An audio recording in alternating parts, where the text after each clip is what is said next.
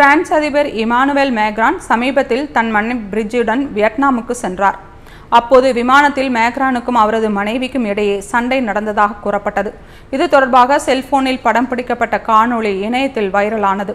அந்த வீடியோவில் விமான கதவு திறக்கப்பட்டதும் வாசலுக்கு நேராக நின்று கொண்டிருந்த மேக்ரான் முகத்தில் அவரது மனைவி தாக்குவது போல் பதிவாகி இருந்தது.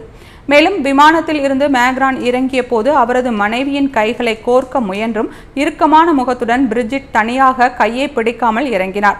இதனால் இருவருக்கும் இடையே சண்டை நிகழ்ந்திருக்கலாம் என கூறப்பட்டது. ஆனால் இது குறித்து பிரான்ஸ் அதிபர் இல்லமான எலிசி அரண்மனை விளக்கமளித்துள்ளது. அதில் விமானத்தில் நடந்தது அதிபர் இமானுவேல் மேக்ரானுக்கும் அவரது மனைவிக்கும் இடையிலான பாசத்தின் வெளிப்பாடை தவிர அது ஒரு வாக்குவாதம் அல்ல என்று விளக்கமளிக்கப்பட்டது.